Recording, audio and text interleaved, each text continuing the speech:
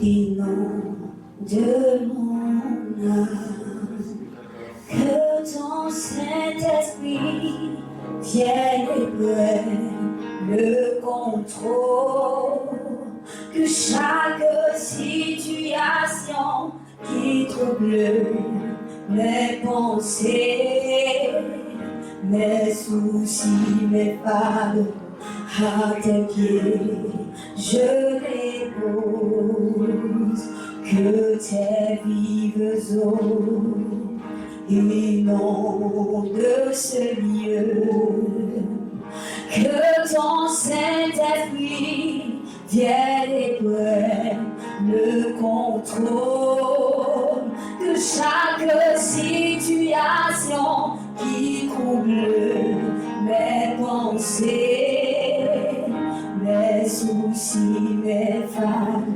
à tes pieds je dépose. Chantons Jésus, Jésus, Jésus, mon Jésus, Jésus. Chantons Jésus.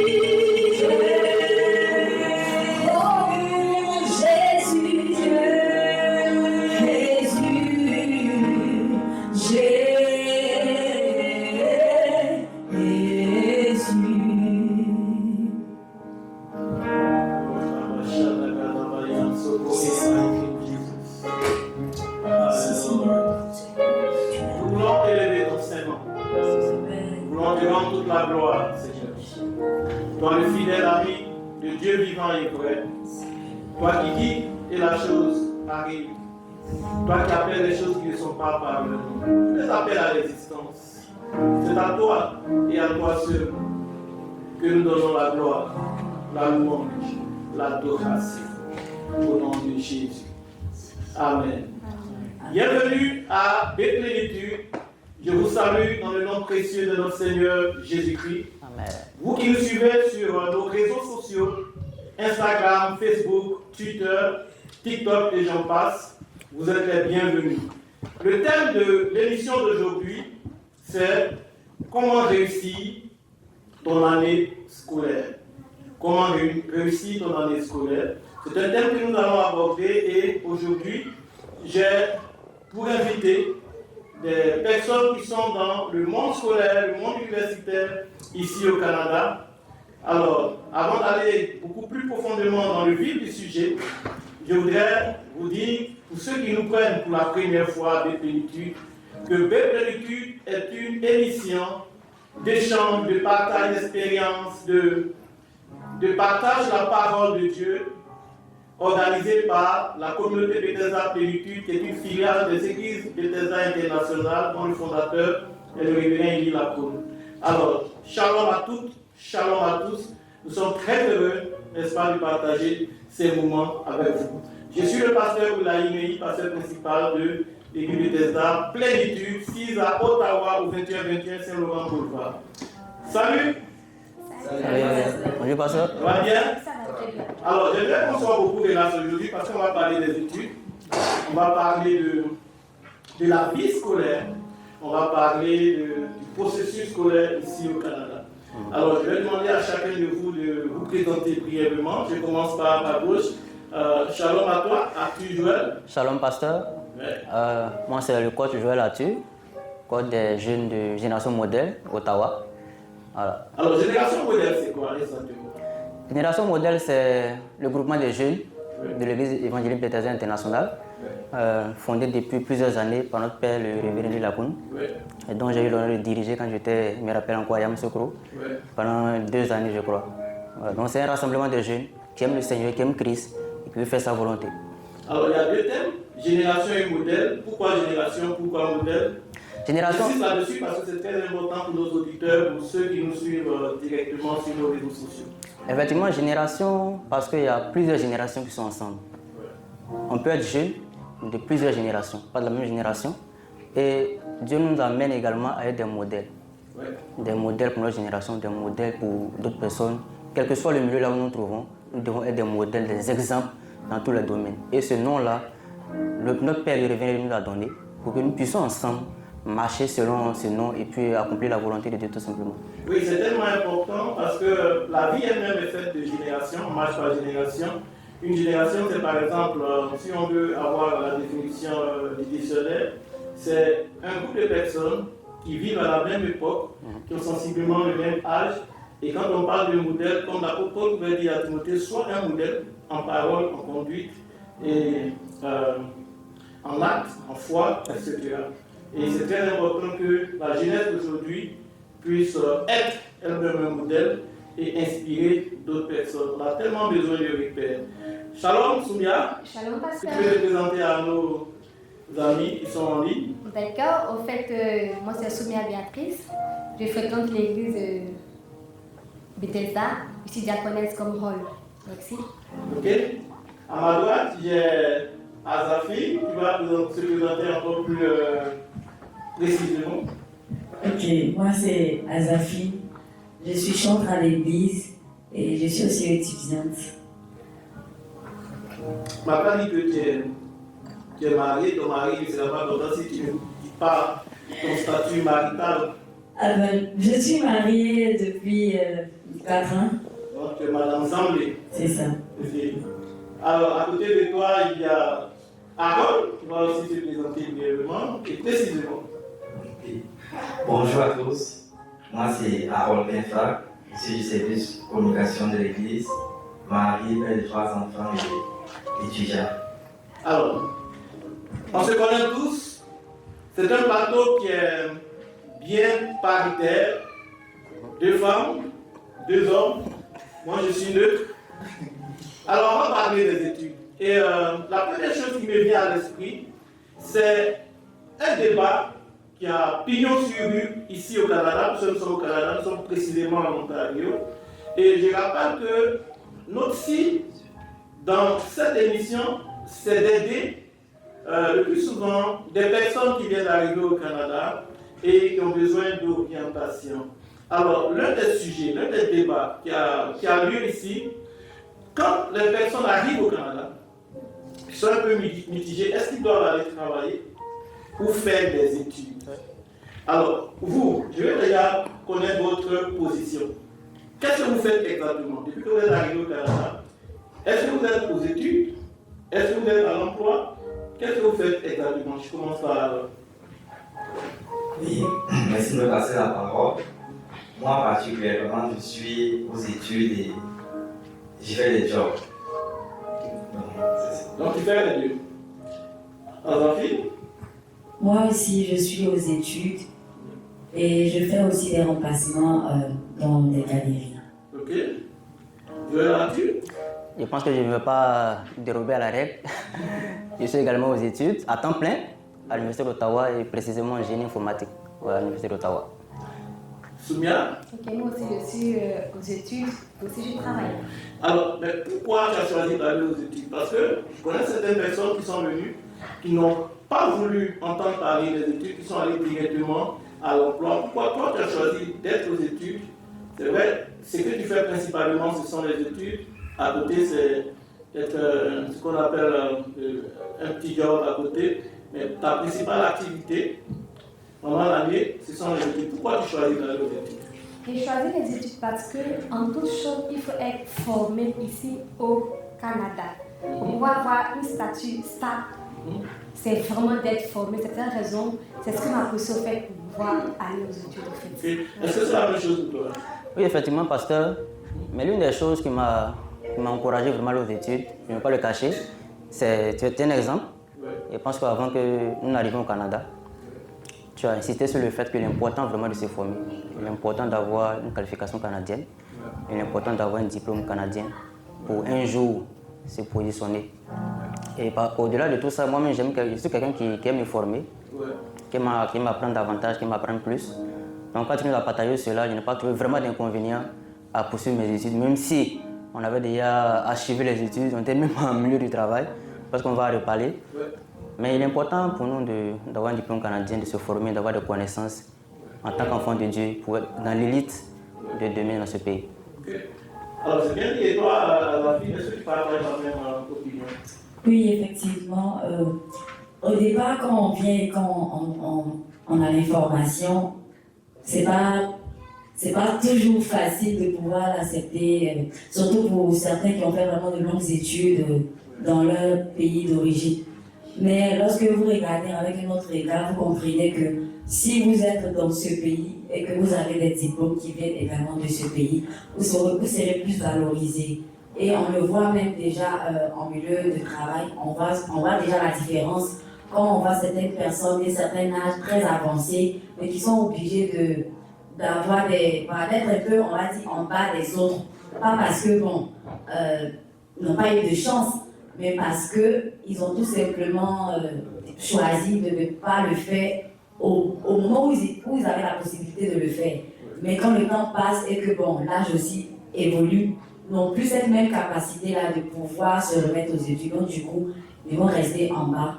Et ceux qui sont jeunes, qui sont vite bâtis, ils seront en haut. Donc j'ai vu que c'était mieux d'aller aux études. Alors, je ne te repose pas la même question, mais toi, tu paries que peut-être c'est à peu près la même chose. Mais quand tu étais au pays, quel était ton travail, si tu travaillais au pays, ton pays d'origine, la formation que tu as suivie? Je veux qu'on parle chacun de nous de façon brève, qu'on sache exactement, que ceux qui nous suivent sachent exactement le fond de notre pensée en faisant cette émission. Et moi je viens du Cameroun et dans le Cameroun, j'étais ingénieur informaticien, j'ai développé des applications et j'étais un webmaster et j'ai géré également une entreprise. Et lorsque je suis arrivé ici au Canada, j'ai trouvé mieux de retourner aux études parce que je pense que le système éducatif est différent et chaque pays forme en fonction des besoins sur le marché. Donc j'ai trouvé qu'il est nécessaire que je me forme afin d'avoir les capacités requises pour le marché canadien. Donc c'est ce qui me pousse à retourner aux études. Ça c'est très important. Et je dénote dans cette attitude une attitude d'humilité. Parce que pour quelqu'un qui est ingénieur, informaticien, qui a toutes ses capacités, qui a tout ce potentiel dans le métier qu'il faisait au pays, il arrive au Canada et il retourne aux études. Pour ceux qui nous suivent, certains ne comprendraient pas. Qu'est-ce qui a vraiment motivé? Je parle d'humilité, mais je peux peut-être répondre. Qu'est-ce qui t'a vraiment motivé, à part le fait qu'il faut peut-être faire une qualification? Est-ce qu'il y a quelque chose d'autre, spirituellement parlant, moralement parlant, après observation? Qu'est-ce que tu peux dire pour expliquer profondément ton choix d'aller aux études? C'est vrai que tu as donné une réponse, mais je ne suis pas totalement satisfait de la réponse. Oui, Dieu m'a fait la grâce de tomber sur des personnes comme vous qui m'ont également conseillé sur le bienfait de retourner aux études et surtout en me partageant le témoignage de plusieurs qui sont arrivés et qui ne sont pas retournés aux études et qui ont regretté plus tard. Et comme la Bible dit dans le livre de Proverbes, que les projets de l'homme diligent mènent à l'abondance, mais celui qui agit avec précipitation arrive à la disette. Donc je ne voulais pas agir avec précipitation et regretter après. Donc j'ai décidé d'être diligent dans les études. Alors c'est très bien dit. Je pense que c'est pour ceux qui nous suivent, parce qu'il y a un débat qui s'est fait, parce que c'est un débat qui est très profond ici au Canada. Certains diront, c'est pas la peine d'aller aux études. Moi, je suis venu chercher de l'argent ici au Canada, je suis venu pour investir au Canada, mais pas pour faire des études. J'ai fait des études dans mon pays d'origine, je n'ai plus la tête à faire ça, à faire ci. Je suis en train de des personnes comme ça. Et qu'est-ce que toi tu penses, Joël Arthur, de ce cas précis? Oui, effectivement. Je me rappelle même quand j'étais arrivé au Canada, là où je travaillais avant à Abidjan, il y a un de nos responsables qui est également venu aussi au Canada, qui est à Montréal, je pense. Donc je l'ai appelé comme ça pour le saluer. Il me dit qu'est-ce que tu fais au Canada? Il vient ici aux études. Il me dit mais tu vas encore aux études encore et tout ça. Il faut travailler, il faut avoir de l'argent, il faut subvenir à ses besoins et tout ça. Donc là j'ai rencontré quelqu'un qui lui est arrivé au Canada, qui a préféré, il s'est dit que maintenant il faut travailler, il faut avoir de l'argent pour subvenir à ses besoins. Mais je me disais que ici malgré tout il ne faut pas avoir plusieurs conseillers, plusieurs orientations. il faut suivre des paix, il faut suivre des chemins qui sont déjà tracés, il faut marcher selon ces voies-là. Les personnes ont suivi ces voies, cela a marché, pourquoi pas moi? Je suis l'exemple du pasteur Oulaï, qui tout à l'heure au culte, il a témoigné du fait qu'il est toujours aux études. Il est même inscrit en doctorat. Alors nous, on est encore jeunes. Qu'est-ce qui peut nous empêcher de faire quoi que ce soit? Et le danger qui peut nous guetter, c'est de vouloir travailler là tout de suite maintenant et faire des jobs à temps partiel ou jobs de manufacture. Mais cela ne peut durer longtemps. Est-ce que votre force peut tenir pendant longtemps? Est-ce que votre vie peut tenir pendant longtemps? Pour demain pour vouloir un jour être indépendant, il faut vraiment se faire former. C'est le plus important pour moi. Comme la parole l'a dit, il faut aller pas à pas. Et je pense que Dieu bénit dans cela. Ouais. Alors Dieu bénit dans cela, et ça c'est vraiment très important. Alors pour vous qui nous suivez, les personnes que j'ai invitées aujourd'hui ont un statut bien précis ici au Canada. Ce sont des résidents permanents. Nous ne parlons pas d'étudiants internationaux ou d'études en tant qu'étudiants internationaux. Nous parlons des personnes qui sont des résidents permanents, qui sont des citoyens canadiens, qui ont obtenu la citoyenneté canadienne, mais en venant au Canada, qui ont décidé d'obtenir une qualification professionnelle canadienne, d'aller aux études. C'est de ça que nous parlons. Donc c'est un peu différent, parce que certains penseraient que ce sont des étudiants internationaux, non, ce sont des résidents permanents. Alors, la même question pour toi, Soumia. Alors, je sais que quand on vient ici au Canada, on a des besoins. C'est difficile, on veut tout de suite pouvoir nos besoins, on veut tout de suite. Qu'est-ce qui a vraiment milité en faveur des études, au-delà du fait de ce que les autres ont avancé? D'accord, ok. Merci Daddy. Il faut dire vraiment, ici les études sont vraiment importantes. Vu de votre coaching et puis de votre appui, j'ai fait juste un sondage en fait. Ouais. J'ai remarqué qu'ici, lorsque tu as une formation et que maintenant tu es diplômé, le salaire avec celui qui n'est pas diplômé, c'est pas pareil. Donc vraiment, quand j'ai vu ça, ça m'a plus boosté. J'ai dit attention, ce que Daddy dit vraiment, c'est réel. Donc c'est vraiment ce qui m'a vraiment motivé à pouvoir aller aux études en fait, pour avoir une position stable voilà, au Canada. Ce que tu dis est très important. Ça nous amène à passer à une autre étape de nos échanges. La Bible dit examiner toutes choses et retenir ce qui est. Ouais. Et moi, ça me pousse à donner peut-être, vous avez peut-être évoqué ça, à donner juste un témoignage, une expérience de vie. J'étais enseignant, j'ai enseigné dans mon pays, la Côte d'Ivoire, pendant 19 ans. Ma femme était éducatrice spécialisée. Et elle a eu une maîtrise en espagnol, mais elle a passé le concours de l'éducatrice spécialisée au pays, elle était éducatrice spécialisée. Et en même temps, elle faisait de l'enseignement d'espagnol. Mais sa profession dans la fonction publique, c'est éducatrice spécialisée. Moi, j'étais enseignant. Elle avait une quinzaine d'années d'expérience, moi j'en avais 19. Et puis, nos enfants étaient adolescents, 12-14 ans. Et puis, nous avons envisagé notre immigration ici au Canada. Pour des raisons que je ne vais pas développer ici. Mais en venant au Canada, on avait deux options. Soit on arrive, et puis on fait comme certains, on va travailler dans les manufactures. Moi, j'avais déjà dépassé la quarantaine, ma femme aussi. Et puis bon, on se met dans les manufactures. Mais j'ai examiné, dans combien d'années, moi avec mon âge, je vais travailler dans des manufactures, dans des entreprises. Ouais. Donc j'ai examiné ça. Il faut examiner toutes choses et retenir ce qui est bon. Effectivement. Et puis, j'ai aussi regardé l'option des études. Et comme Soumia l'a dit, quand tu es aux études, quand tu as une qualification canadienne, ça te donne une plus-value dans la rémunération.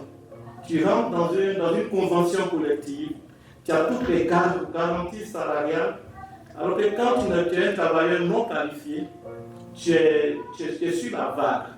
Tu peux perdre ton emploi, faire perpétuel recommencement, etc., etc. Donc, j'ai observé tout ça. Et une des choses qui est marquante, et c'est pourquoi j'ai parlé tout à l'heure d'humilité. j'ai rencontré des gens avec qui j'ai discuté, j'ai échangé, j'ai parlé. J'ai vu que l'une des choses qui leur a manqué, c'était l'humilité. Certains sont venus. Harold, l'ingénieur informaticien, toi tu es ingénieur informaticien, toi tu es ingénieur marketing, toi tu es ingénieur aussi en informatique. Donc, vous avez de grandes qualifications dans les pays d'origine. Harold a parlé tout à l'heure de chaque pays fort, c'est cadre en fonction de ses besoins. Quand on arrive au Canada, il faut un changement de mentalité. Même nous qui étions enseignants, quand tu es un enseignant qui vient d'un pays subsaharien, il faut avoir l'humilité d'accepter que le système canadien est différent de nos pays subsahariens. Moi, j'étais enseignant, j'étais au pays. L'enseignant, c'est le chef, c'est le roi, c'est le gars quand il vient en classe, les élèves doivent être soumis. Il y a des erreurs monumentales qu'on fait en tant qu'enseignant. Tu es enseignant, tu es dans une salle de classe, tu laisses des élèves, tu vas causer avec ton collègue, des élèves. Ici au Canada, ça ne se fait pas. Donc, il y a des choses qu'on ne maîtrise pas. Donc, si tu n'acceptes pas de te remettre à la formation pour comprendre le système canadien, parce que la terre qui t'accueille a des principes, tu entres dans les principes de la terre qui t'accueille. C'est cette humilité-là que beaucoup n'ont pas. Je parlais avec des personnes, j'ai vu des gens qui m'ont dit, moi je suis enseignant, je n'ai rien à prouver ici, et ils ne sont pas allés aux études. Mais je vous assure que lorsque nous on partait aux études, on a rencontré des personnes qui avaient déjà fait 15 ans au Canada, qui revenaient aux études. Waouh. Qui revenaient à la case départ. Après 15 ans. Oui, après 15 ans. Dans Saint-Marie, à l'université. Après 15 ans. Et puis pendant tous ces 15 ans, qu'est-ce qu'ils faisaient? Dans les manufactures. Wow. Ils n'ont plus cette force de pouvoir continuer. Et ça, c'est un drame que les gens ne peuvent pas expliquer. Un retour à la case départ. Et donc, quand moi je vois ça, avec mon épouse, Dieu a bien fait d'aller aux études. Effectivement. Un bon choix. Un choix. Un bon choix. Un choix. Ouais. Et ce qui est bien au Canada, c'est la reconnaissance des acquis. C'est vrai que nos diplômes, quand on vient avec, il y a, tu ne peux pas travailler avec, mais au moins les crédits, les unités de valeur que tu as pu obtenir sont souvent reconnus. Moi, j'ai fait un baccalauréat en littérature et culture francophone, qui est normalement un baccalauréat de 4 ans, mais à cause du fait que j'ai fait la maîtrise au pays, ils m'ont fait des crédits. Donc j'ai fait mon baccalauréat en 2 ans. Et pendant que je faisais le baccalauréat, chaque été, je faisais des cours à Cambrian Collège, des cours d'anglais. Donc en 2 ans, j'ai obtenu 2 diplômes. Mon baccalauréat en littérature et culture francophone et mon diplôme en certificat en anglais. Je me suis inscrit en maîtrise, j'ai obtenu ma maîtrise. Et pendant ce temps, avec ma qualification, j'ai eu mon témoignage pour certains qui ont aidé certaines personnes. Je suis pasteur, mais il n'y a pas un travail de pasteur dans le système canadien qui peut me réunir. Je suis pasteur de Chicago, j'ai un travail sécurisé. Donc je fais ma demande à l'ordre des enseignants en tant qu'enseignant. J'ai une expérience d'enseignant dans mon pays. Et ça, il y a certains qui ne savaient pas. Je ne suis pas passé par l'école d'éducation, mais comme j'étais enseignant, j'ai fait ma demande, ils ont vu mes qualifications et ils ont accepté ma demande. Aujourd'hui, je suis enseignant sans être passé à l'école d'éducation au Canada. Excellent ça. Gloire au Seigneur. Wow, super. Et ce n'est pas tout. Je suis enseignant et je suis en Ontario et l'Ontario reconnaît des années d'expérience en tant qu'enseignant. Wow. Donc on m'a mis, comme je suis un ancien enseignant, sur la convention collective des enseignants. Une des choses, et ça, c'est le révérend Bishop Oyedepo qui a dit, l'information détermine ta destinée. Quelle parole. Si tu n'as pas l'information ici au Canada, tu vas tourner avant et perdre ton temps. Tous ceux qui sont venus à la case départ, comme je l'ai dit, ils n'avaient pas de bonnes informations. Ils n'avaient pas de bonnes informations. Donc vous, qui êtes aujourd'hui aux études, je pense que C'est un très bon choix que vous avez fait. Il y a un sacrifice à faire, c'est pas facile. La formation au Canada, il n'y a pas de petite formation. Oui, oui, oui. Il n'y a pas de petite formation. C'est du costaud. C'est une formation à double vitesse. Vous le savez, je parle de la première. Et si, alors, ça c'est la deuxième étape de mon intervention aujourd'hui. Oui. Comment vous appréhendez les études? Certains refusent d'y aller parce que peut-être c'est difficile. Mais vous, comment vous appréhendez ça, Soumia? Comment ça se passe les études actuellement? Je pense que je mets Dieu au devant. Oui. Dieu est au centre de mes prises de décisions. C'est vrai parce que pour pouvoir jouer le travail, puis les études, c'est vraiment compliqué. Ouais. Mais ce que je fais, je demande toujours l'appui de Dieu et puis l'aide de Dieu. Donc, j'ai mis sur pied des appels du temps pour mes études et puis aussi le appel du temps aussi pour aussi le service. Mais tout en n'oubliant pas aussi la place de Dieu aussi. Ouais. J'ai juste aussi un appel du temps que j'ai mon intimité avec Dieu pour mieux m'orienter et puis maintenant pour mieux me conduire. Donc, une bonne organisation de vie, si je peux résumer ton intervention, ça c'est très bien. Ouais. Tu es là-dessus. Alors, il faut dire que quand je suis arrivé, en tout cas, je suis à l'Université d'Ottawa, comme je l'ai dit, j'ai été choqué par l'organisation des étudiants. Ouais. On arrive là, ça va vraiment très très vite. Ouais. Et là, ça va très très vite. On sous-estimait, pour dire vrai, en tout cas, moi de mon côté, je sous-estimais un peu les études au niveau européen ou américain. Je me disais, avec ce qu'on a fait au pays, en Afrique là-bas, rien ne peut nous résister. Là qu'on va arriver ici, comme on le dit, on va tuer quoi. On va les étudiants, on va leur montrer de qui on est capable, de là où on vient. Ouais. Mais c'est carrément pas le cas. Ouais. Carrément pas le cas. On arrive aux études, là, les professeurs avec les cours, ils arrivent au cours, ça parle, il n'y a pas de temps mort. Dès que ça finit, ce sont les devoirs, les évaluations, les exercices, chaque week-end. Et là, tu te dis, mais waouh, mais où est-ce que je suis tombé là? Et moi, je me suis demandé, mais est-ce que c'est toi qui m'as envoyé faire cette formation-là ou bien c'est moi qui ai forcé le destin? C'est vraiment compliqué. Je suis là-dedans toujours. Mais comme Soumia l'a dit, tout est grâce. Tout est grâce. C'est Dieu qui fait tout, c'est Dieu qui oriente. C'est Dieu qui nous donne la force. Et il faut vraiment s'adapter. Il faut vraiment faire comme eux. Qu'est-ce qui fonctionne avec eux? Comment est-ce qu'ils marchent? Il faut s'adapter. Va vers eux. Tu essaies de voir comment est-ce qu'ils fonctionnent. J'ai vu les étudiants en amphi qui faisaient en même temps les cours en direct avec le professeur et qui en même temps soumettaient les devoirs. Un autre devoir d'un autre cours. C'est-à-dire que lui seul suit les cours et en même temps il soumet les devoirs. Donc j'ai compris qu'il faut vraiment être polyvalent, oui. Il faut vraiment être polyvalent. Faut être multiséquentiel. Il faut apprendre à faire plusieurs choses en même temps. N'attends pas de dire, bon, quand je vais rentrer là, et ça c'est un piège. C'est un piège de reporter les choses. La procrastination, c'est vraiment très dangereux ici, en tout cas dans les études. Les choses vont s'accumuler, les devoirs viennent vite, les examens approchent très très vite. À peine on a commencé en septembre, on a fait les examens. Décembre là, on dit bon les examens, ouais, on se retrouve encore en janvier là. Donc ça va très très vite. Il ne faut pas vraiment procrastiner.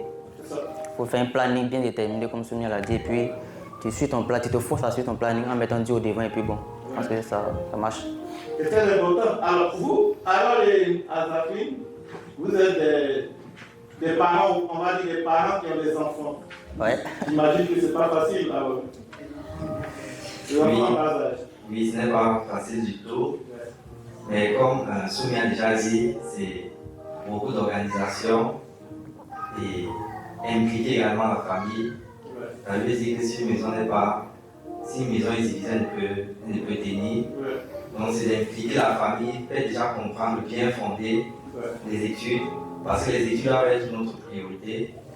Et je vais un peu répondre avec une histoire similaire à la Bible.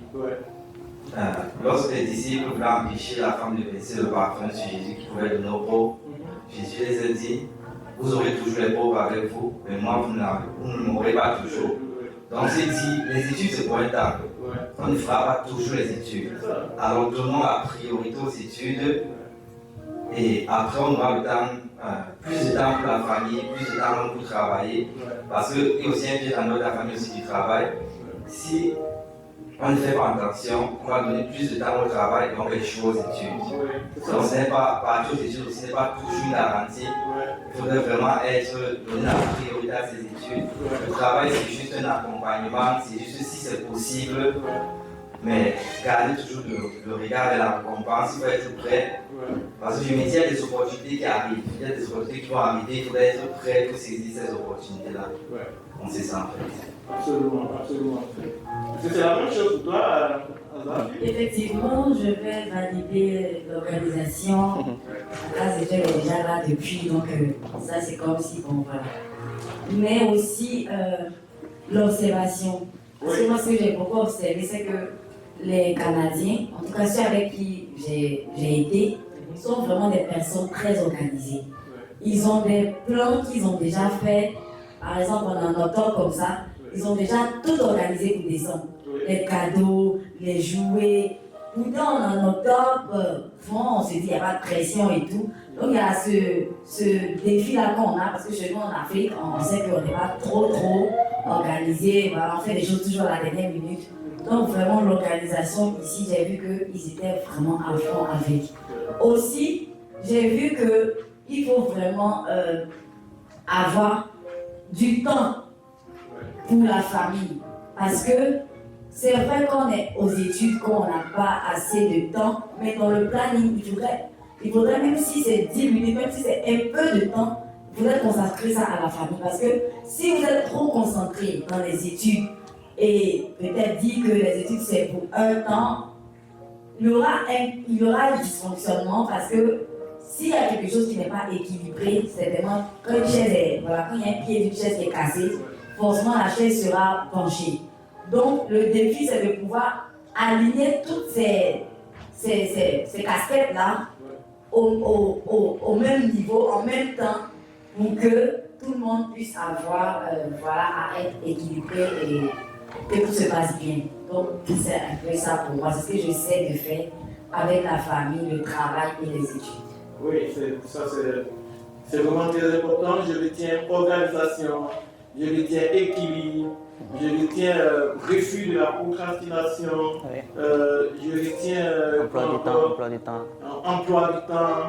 C'est vraiment des choses importantes. Alors toi qui nous écoutes aujourd'hui, ce que nous disons, ce sont des expériences partagées, des expériences personnelles. Je sais que tu n'es pas étranger à ça forcément, mais nous en parlons parce que nous sommes dans un milieu, le milieu canadien, qui a besoin que nous puissions vraiment nous édifier l'un et l'autre, les uns les autres. Donc nous parlons des études, nous parlons de la vie scolaire.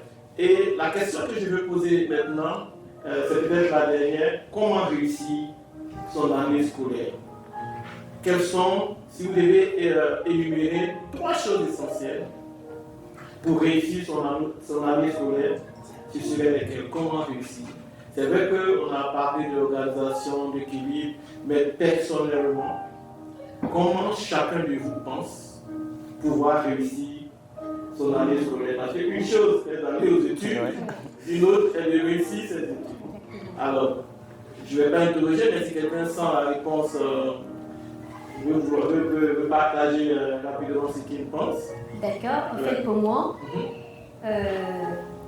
j'ai 3 niveaux. Le premier niveau, c'est d'abord Dieu en premier.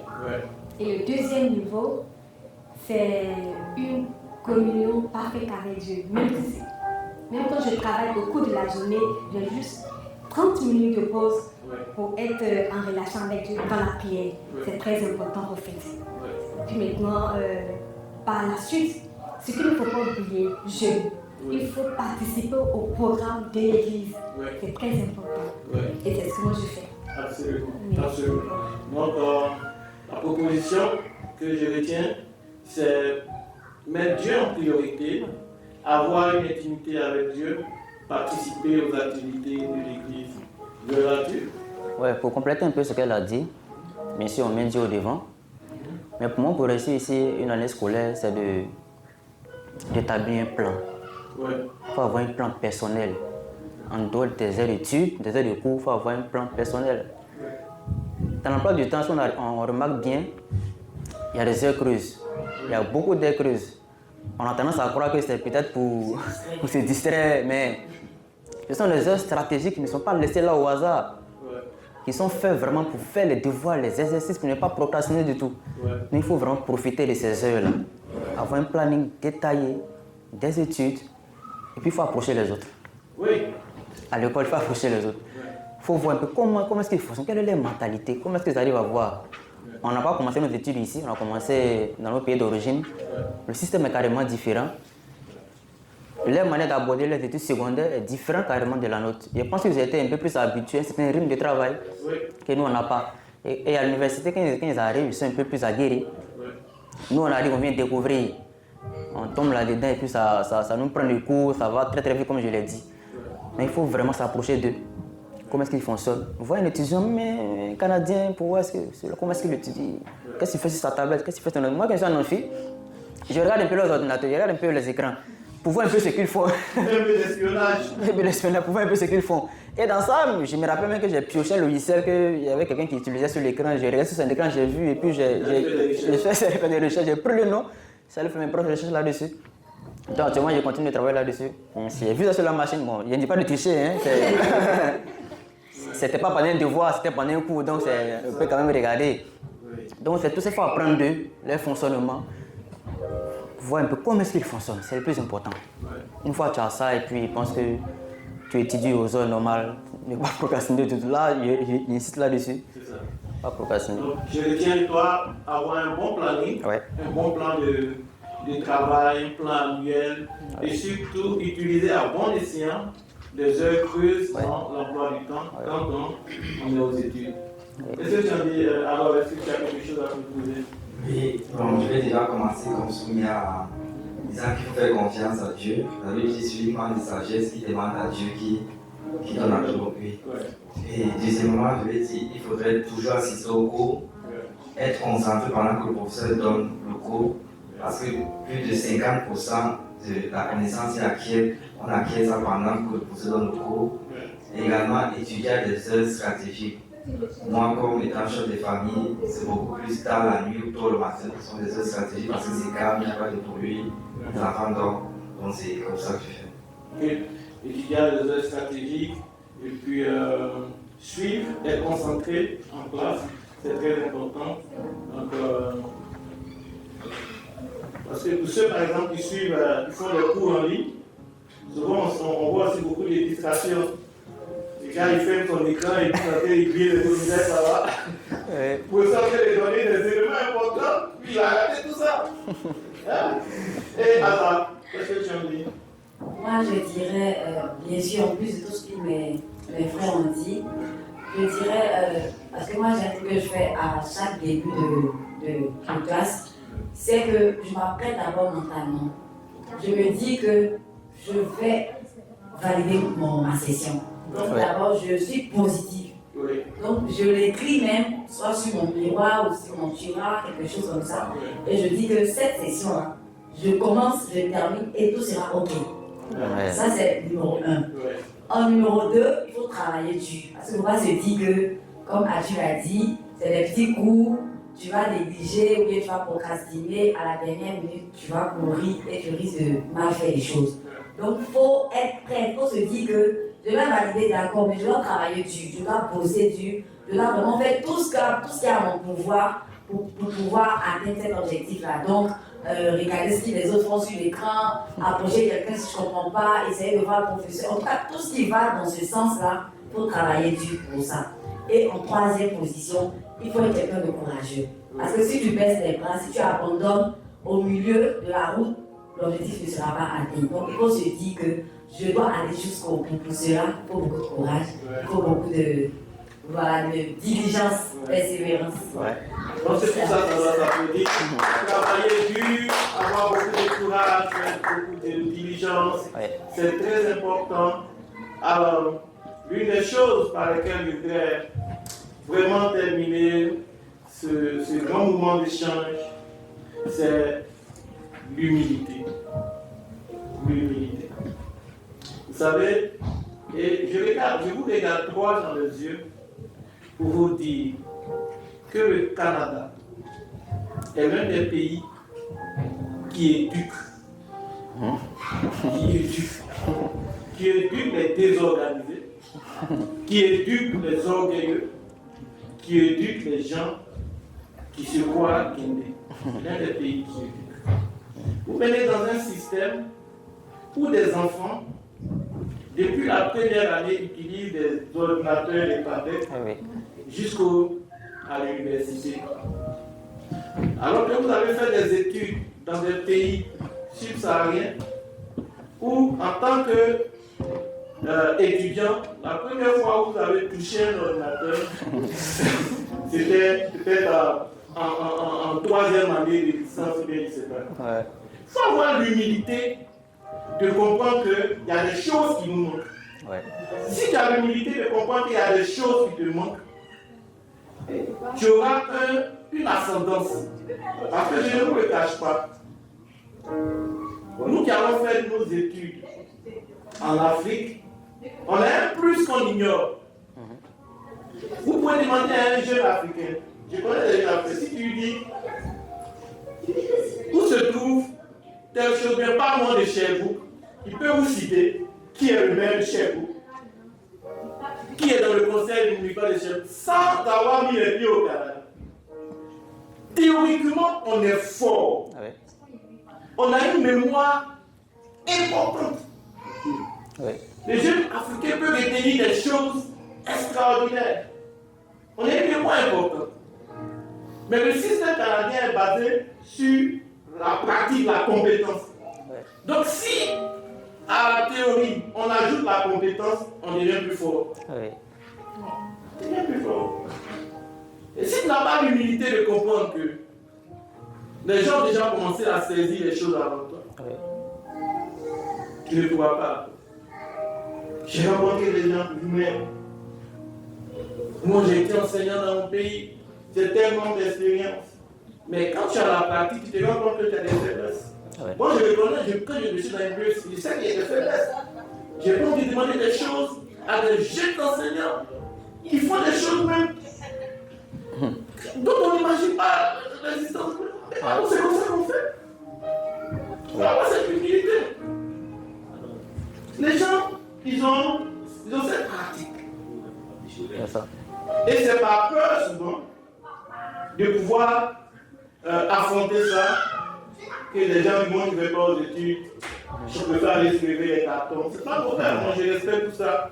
Mais c'est des choses que tu ne peux pas faire dans le monde. Moi je suis dans l'enseignement. Au niveau canadien, il y a des filières. Les enfants vont de la première à la 12e année. Mais arrivé à la 12e année, il y en a qui vont dans les filières de collégiales. Il y en a qui sont destinés à aller à l'université. Il y en a qu'on jette à la rue pour aller travailler directement. Donc quand tu viens de ton pays, quel que soit le diplôme que tu as, si tu n'as pas la qualification canadienne, tu as ce troisième niveau de travailleur non qualifié. Moi je ne peux pas vouloir ça pour des jeunes comme vous, pour des personnes qui ont nourri le rêve canadien. Moi j'aime le Canada. C'est l'un des plus beaux pays, des pays les plus merveilleux. J'aime le Canada. Le Canada est une terre bénie, où il y a l'égalité, il y a l'équité, où tu peux t'épanouir, quel que soit ton niveau social, quel que soit ton rang, il y a la justice. Moi j'aime le Canada. J'aime le Canada. Et toi qui m'écoutes, peut-être que tu as fait des choix. Aujourd'hui au culte, on a parlé du bon choix. Je voudrais t'inviter à faire le bon choix. Si tu es venu en tant que résident permanent, qui a un statut ici au Canada, que tu as eu cette pensée de vouloir vite travailler, avoir quelques dollars, je t'invite à requalifier ta position et à faire le choix d'avoir une qualification canadienne. Regarde, examine toutes choses, forme-toi et puis entre dans, fais une formation que tu aimes, qui demain te donnera un bon niveau de vie. Et ça, c'est très important. Je le dis de tout mon cœur, et l'une des choses sur lesquelles je voudrais terminer, c'est d'avoir une communauté chrétienne dans laquelle tu peux t'épanouir aussi. Parce que l'un des plus graves problèmes ici au Canada, c'est la santé mentale. C'est une chose que le Canada a du mal en griffe à pouvoir contenir. Parce que la pression des études, la pression du milieu, la pression du monde du travail, la pression du loyer, la pression des déplacements, la pression. Si tu es seul à vivre ça, tu chutes. Ouais. Moi j'ai été très choqué quand je suis allé au centre-ville, quand je suis arrivé au Canada, je parlais de voir des gens dépossédés de leur faculté mentale, des fous. Je vois des gens qui parlent seuls, qui sont accros à des stupéfiants. Parce que c'est tout ça. Il arrive un moment où tu encrives, tu disjonctes. Mais nous installons ici au Canada, communauté Bethesda Plénitude, une église que Dieu nous a mis à cœur de mettre en place ici à Ottawa, pour être des aides, des personnes qui peuvent vous aider à mieux contenir cette pression. Quand vous êtes dans la présence de Dieu, quand vous aimez Dieu, vous êtes dans l'intimité de Dieu, quand vous avez une communauté autour de vous, des amis, des frères qui font les mêmes choses que vous, qui ont les mêmes ambitions, qui ont les mêmes défis, mais qui sont conduits par la passion de servir Dieu. Quand vous êtes dans cette vie de commune, cette communion fraternelle, les choses sont beaucoup plus faciles. Et on va de l'avant. Amen. Donc je voudrais te dire, toi qui m'écoutes aujourd'hui, je voudrais lancer un appel aujourd'hui. Toi qui m'écoutes, Jésus t'aime. Et je t'invite à donner ta vie à Jésus-Christ de Nazareth, si tu ne l'as pas encore fait. Et nous sommes disposés à pouvoir t'aider, à pouvoir te conseiller, à pouvoir t'orienter dans tes choix de vie. Nous sommes situés au 21 Saint-Laurent Boulevard. C'est la communauté Bethesda Plénitude. Quand tu viendras ici, tu trouveras des familles. Si tu as une famille, tu as des enfants, tes enfants trouveront des enfants avec qui ils pourront interagir. Si tu es étudiant, tu trouveras des étudiants. Si tu es enseignant, tu trouveras des enseignants. Si tu es ingénieur, peu importe ton statut, tu trouveras des personnes qui ont la même connotation que toi. Shalom encore une fois. Je voudrais vous dire merci. Merci pour ces échanges. Peut-être que si vous le voulez bien, je pourrais vous tirer un dernier mot. Harold, juste le mot de fin. Oui, comme mot de fin, merci à nous d'avoir invité. Oui. Comme mot de fin, je disais de faire confiance à Dieu et travailler Dieu. Il y a quelqu'un qui a dit il faut prier comme si tout dépendait de Dieu et travailler comme si tout dépend de toi. Amen.